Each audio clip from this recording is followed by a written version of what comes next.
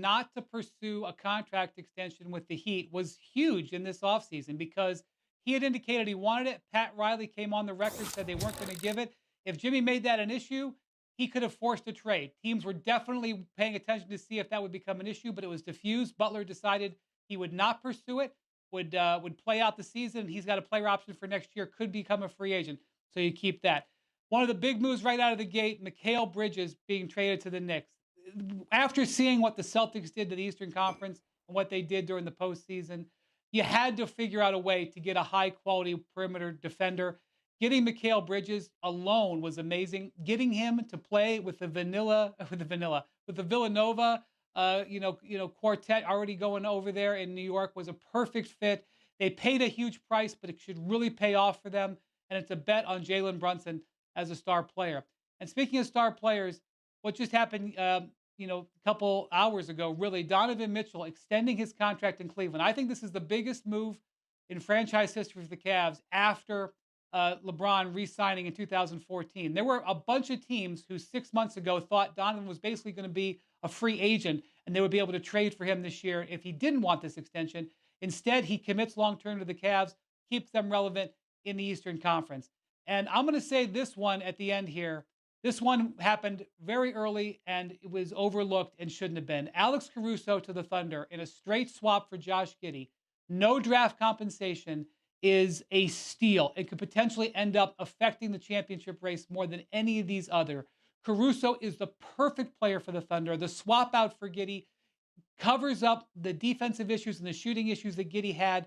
He's got a championship ring.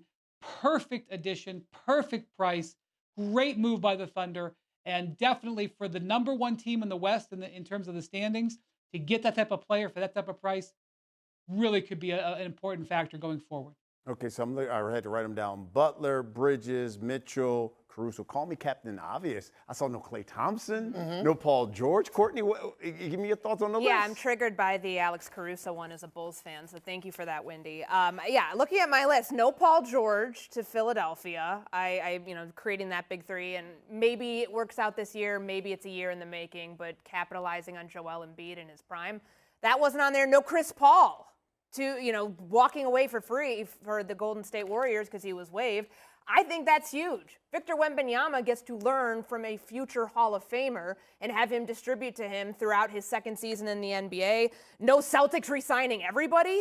And of course the Klay Thompson one, which I know we talked about earlier, certainly would have had that on my floor. But I like these. You know what this is? This is a dark horse list. Oh, stop. Of off-season moves Let it go. in the NBA. This isn't the ones that you would have expected right off the bat. They aren't the sexiest ones. These aren't the headline-grabbing ones as opposed to those four. I love it. That's what a true dark horse list is. Or Sam Acho would say, it's a hodgepodge. It's a hodgepodge. Go ahead, listen, you listen to the Hoop Collective. We understand that Wendy is going to bring a perspective on these huge moves. In Oklahoma City, I get why Alex Caruso is on his list. You're wrong, though, Brian. And here's why.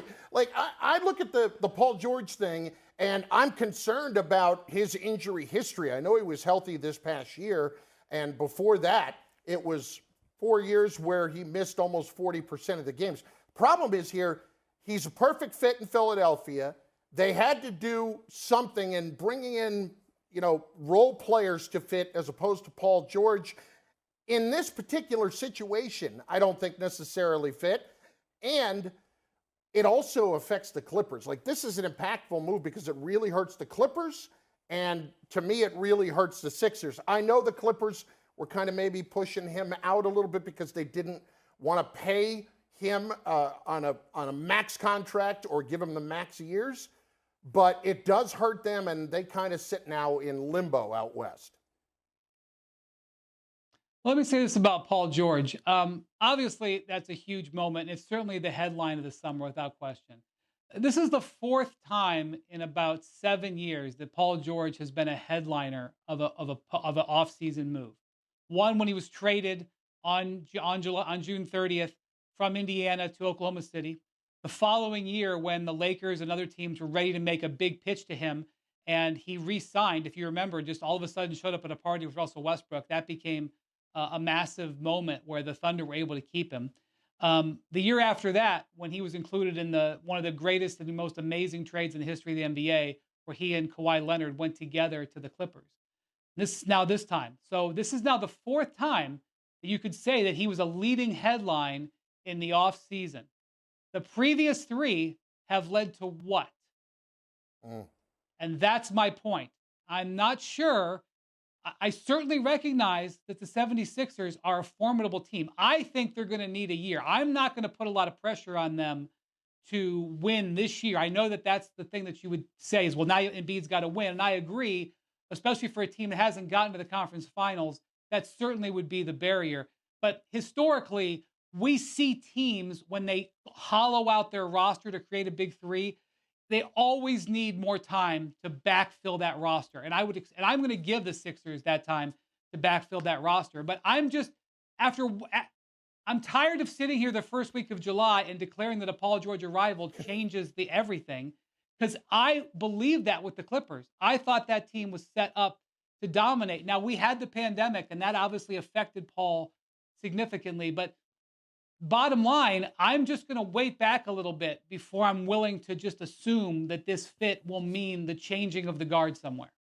You know, there are a number of people who believe that since they've made this move, that it is indeed the Sixers that's the biggest threat to the Celtics this upcoming season. What do you think? Biggest threat in the Atlantic Division, the biggest threat in the league, because the Thunder play in the league. And the Thunder were the number one team in the West. It was a tight series with the Mavericks. They added Alex Caruso and Isaiah Hartenstein and gave up really not much. Giddey was being benched in that series against Dallas. That upgrade is enormous. Their size was a problem against all those Dallas bigs in that series, all those lobs and everything. They've now addressed that. Plus, they're still holding all of those first-round draft picks, which they can use if they want to still upgrade their roster. That's just talking Oklahoma City. That doesn't bring up Minnesota, who has also improved this offseason, acquiring 2 players in the draft. And I don't think Anthony Edwards is getting worse, and they're keeping their team together. Their ownership is unfluxed, but they're keeping their team together. And Denver. Now, Denver has taken a bit of a step back, but Denver might have gone 7 games with the Celtics, and if they had reached the finals. They didn't. They weren't even close in the end. But Denver was 2-0 against the Celtics during the season. So that's just 3 teams in the West. I didn't even mention the Mavericks. Of course, the Mavericks. That's 4 teams in the West. And I think the Knicks and the Bucks will have something to say. So, I think the Celtics are definitely in first in the league. And the Sixers are definitely going to be a contender. And we'll see how they come together. Their roster isn't complete. But I'm just not going to, I've just seen too many of these big 3 teams come together and assume that it's going to work right away. And I'm not doing this as an insult to the Sixers. I'm doing this out of respect to how hard what they're trying to do is. I see you shaking your head, Court. I would agree with that. I think that I won't put the 76ers in that biggest threat category to the Celtics right now. If I have to pick some team, and I'll stay in the East, I'll say it's the New York Knicks, and I'll say why in a minute, but the Celtics are the biggest threat to themselves. They just re-signed everybody, as we had mentioned. Unless there's injuries, it's health and probably like attrition that is the biggest threat to a team that is primed now to go repeat for a championship, a team that won 64 games in the regular season last year. And the only other way that I see this working where they get upended is if it is this New York Knicks team, because we think about the things that Boston has that would have the edge over everybody else: 3-point shooting and defense, more or less. Well, the New York Knicks just re-signed OG Anunoby, who changed their defensive fortune when they traded for him. They went 20-3 with him last year. They now have him under contract for a 5-year deal, and the Mikal Bridges acquisition is huge for this team. So you have a starting 5. It's going to be Brunson, DiVincenzo, Bridges, Julius Randle, who, by the way, was not playing in that series throughout the postseason. So I can only imagine what a threat that's going to look like when they have a fully healthy squad next year. Mitchell Robinson, then Josh Hart, and Miles McBride as key reserves. So that's a pretty formidable top 7 that you're rolling out. But in terms of the Celtics, you think about the 3-point shooting that we just mentioned. They had 8 guys shoot more than 100 threes last year. The Knicks had 3. And on the defensive end, the Celtics still have that edge when they held the Knicks to under 104 points in 4 or 5 games last year. So it's the Celtics versus themselves, which is kind of a weird thing to say, but hey, they're going all in on it this year before the CBA changes again in a year. It's interesting because Porzingis will be out for 6 months. Yeah. He comes back from that injury. But you're right. I mean, they specifically re-signed OG and went and got Mikal Bridges for Tatum and Brown to make sure that they can lock down those 2 wings. What do you think? Yeah, that's the thing. You're talking about the idea that Philly's gone big 3 here, and the Knicks have big 1, really, in Jalen Brunson, and he has become that on their watch. They really stuck to the idea that you have to keep your culture moving in the right direction. You have to have the perfect fit for guys. And they really did this, Brian, to your point, to defend those 2 guys in Boston. The Knicks did this Mikal Bridges trade in mind to just that. They overpaid for him, and they knew they were going to have to because there's no way the Nets were going to let them win a tie with any other team that was offering anything here. Bridges and Anunoby defending out on the wings. And Hart. That's impressive. Yeah. That's a lot to work with, Courtney. I personally, it's a team that you would never look at on paper and say that is a team that would be the biggest threat to the Celtics because there are not enough of the massive names on there. There aren't 2 or 3 of the massive. Really, if we're being honest, when it comes to the superstars in the league, Jalen Brunson is just now entering that mainstream thought of the average fan. And they're looking at it, how's that team beating them? You watch the game, you understand how that team. Jenkins, my pistol's out now. Make sure y'all go run that up. You heard it live from your boy Bobby Schmurda. Get out. Chase.